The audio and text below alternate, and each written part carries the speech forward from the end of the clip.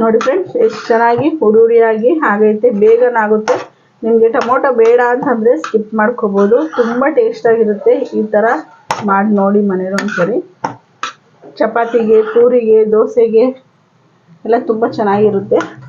ನೋಡಿ, ಎಣ್ಣೆನೂ ಜಾಸ್ತಿ ಇಲ್ಲ. ನೋಡಿ ಎಷ್ಟು ಉದುರಾಗಿ ಬಂದೈತೆ ನೋಡಿ.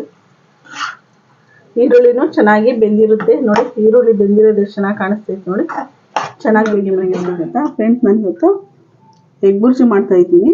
ನಾವು ಎಣ್ಣೆಲಿ ಈರುಳ್ಳಿ ಎಲ್ಲ ಹಾಕಿ ಫ್ರೈ ಮಾಡಿ ಎಗ್ ಬುರ್ಜಿ ಮಾಡ್ತೀವಿ. ಇವತ್ತು ಆ ಥರ ಮಾಡ್ತಾಯಿಲ್ಲ, ನಾನು ಎಲ್ಲ ಫುಲ್ಲು ಮಿಕ್ಸ್ ಮಾಡಿ ಕಲಿಸ್ಬಿಟ್ಟು ಆಮೇಲೆ ಮಾಡ್ತಾಯಿದ್ದೀನಿ. ಹೆಂಗೆ ಮಾಡೋದು ಅಂತ ತೋರಿಸ್ಕೊಡ್ತೀನಿ. ಸ್ವಲ್ಪ ಹಸಿಮೆಣ್ಸಿನ್ಕಾಯಿ, ಒಂದು ಟೊಮೊಟೊ, ಸ್ವಲ್ಪ ಕೊತ್ತಂಬರಿ ಸೊಪ್ಪು, ಸ್ವಲ್ಪ ಕರಿಬೇವಿನ ಸೊಪ್ಪು. ನಿಮಗೆ ಟೊಮೊಟೊ ಬೇಡ ಅಂದರೆ ಸ್ಕಿಪ್ ಮಾಡ್ಕೋಬೋದು. ಬನ್ನಿ ಇವಾಗ ಮಿಕ್ಸ್ ಮಾಡ್ಕೊಳ್ಳೋಣ. ಫಸ್ಟ್ ಇವಾಗ ಈರುಳ್ಳಿ ಹಾಕ್ತಾಯಿದ್ದೀನಿ, ಆಮೇಲೆ ಹಸಿಮೆಣ್ಸಿನ್ಕಾಯಿ, ಟೊಮೊಟೊ, ಕೊತ್ತಂಬರಿ ಸೊಪ್ಪು, ಕರಿಬೇವಿನ ಸೊಪ್ಪು ಎಲ್ಲ ಚೆನ್ನಾಗಿ ಮಿಕ್ಸ್ ಮಾಡ್ಕೊಳ್ಳೋಣ.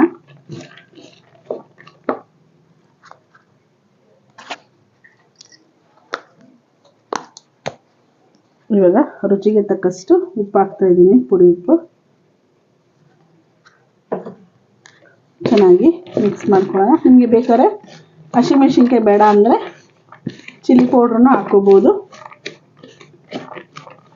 ಈ ಥರ ಚೆನ್ನಾಗಿ ಮಿಕ್ಸ್ ಮಾಡ್ಕೊಳ್ಳಿ.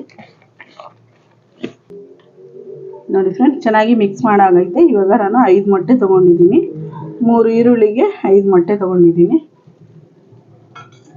ಇವಾಗ ಇದನ್ನು ಚೆನ್ನಾಗಿ ಈ ಥರ ಮಿಕ್ಸ್ ಮಾಡ್ಕೊಳ್ಳೋಣ. ನೋಡಿ, ಈ ಥರ ಚೆನ್ನಾಗಿ ಮಿಕ್ಸ್ ಮಾಡ್ಕೋಬೇಕು.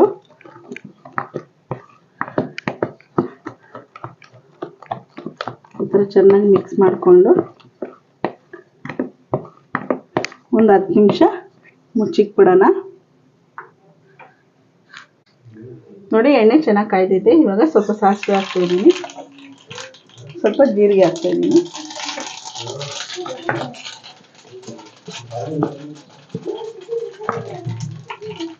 ಇವಾಗ ಚೆನ್ನಾಗಿ ಬೀಟ್ ಮಾಡಿಕ್ಕಿದ್ದೀವಲ್ಲ, ಅದಷ್ಟನ್ನು ಇದ್ರೊಳಗಡೆ ಹಾಕೋಣ, ಬಾಣಲಿ ಒಳಗಡೆ. ನಿಮಗೆ ಸಾಸಿವೆ ಜೀರಿಗೆ ಬೇಡ ಅಂದರೆ ಅದನ್ನು ಸ್ಕಿಪ್ ಮಾಡ್ಕೋಬೋದು, ಹಂಗೆ ಟೇಸ್ಟ್ ಚೆನ್ನಾಗಿರುತ್ತೆ. ನಾನು ಟೇಸ್ಟ್ ಚೆನ್ನಾಗಿರುತ್ತೆ ಅಂತ ಹಾಕಿರೋದು.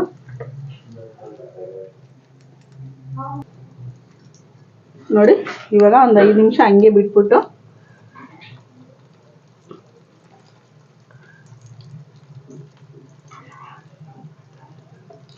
ಸ್ವಲ್ಪ ಆಮ್ಲೆಟ್ ಆಗೋ ಥರ ಆಗಲಿ. ಹಿಂಗಾದ್ಮೇಲೆ ಇವಾಗ ಚೆನ್ನಾಗಿ ಮಿಕ್ಸ್ ಮಾಡ್ಕೊಳ್ಳೋಣ.